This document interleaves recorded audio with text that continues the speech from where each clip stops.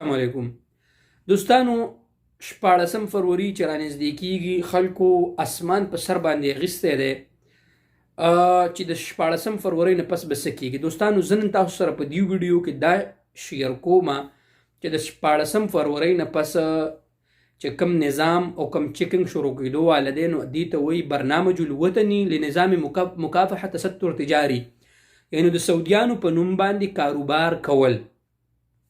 و زمونږ چې څومره غریبانان یو مزدورکار خلک یو مونږه نو دین زمونږ خلکو دا دغه واغسو چې یاره دا به د عامل عادي او عامل منزلي او سایق خاص او عامل مزر دا خلک بنیسي. ګورئ دوستانو داسې هرګز نه ده. کم خلک چې د سعودیانو په نوم باندې کار کوي، ځان له هوټل کلاو کړی دی، د گاړو بزنس کوي، بلډینګان دي د سعودیانو دی خلکو ته به یو پروګرام ګورنمنت وزارت تجارت لانچ کړی و چې یاره تاسو دا نشئ کولی.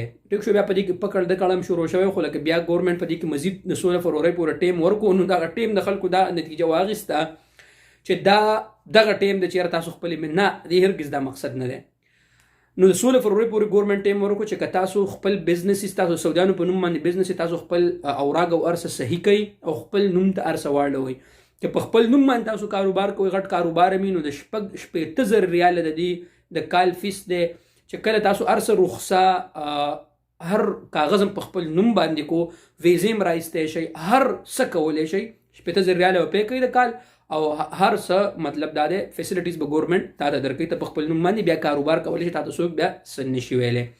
اوس د سعودیانو په نوم باندې کم کار دی دوستانو. سعودیانو په نوم دا کار دی چې سعودی دی مؤسسه کولاو کړې ده او خو نشته، خو ارسه ته چلی، تا سره مهر در سره دی، تا سره د بینک چیکونه در سره دي، پیسې ارسه ستا په لاس باندې، دې ته تستر تجاري وایي. یعنی څومره چې کاروبار دی هغه اصل کې خو د نوم خو د سعودي دی خو چلی ته امید دی. زه دا ویډیو اوږدوم نه، تاسو به زما په دې خبره باندې پوه شوي. چلی ته هر د بینک چیک ته دغه کې پیسې د بینک نه ته راوباسي او ارسه ستا دي. نو دې ته وایي دوستانو تستر تجاري، د سعودیانو په نوم باندې کاروبار کول. نو د 14 فروری پورې دا ټیم دی. د 14 فروری نه پس به بیا چیکینګ به شروع کیږي، څومره محلات دي، څومره غټ غټ سوپر مارکیټونه دي په دې کې، او بیا به ګورنمنت به هغه ګوري. اوس دوستانو خدا نه خواسته که په دې کې څوک ونیولی شي نو د دې جرمانه څومره دوستانو، په دې کې جیل دی، په دې کې ترحیل دی او په دې کې خدا نه خواسته 15 میلیون ریال په دې کې جرمانه ده. لہذا زما هغه ملګري چې کوم الله رب العالمین ولا دولت ورکړی دی او په سعودي عرب په دې خپاکه خاوره کې نو د 15,000 ریال که تاسو په خپل نوم باندې دغه کاروبار کوئ نو ډېره به بهتري.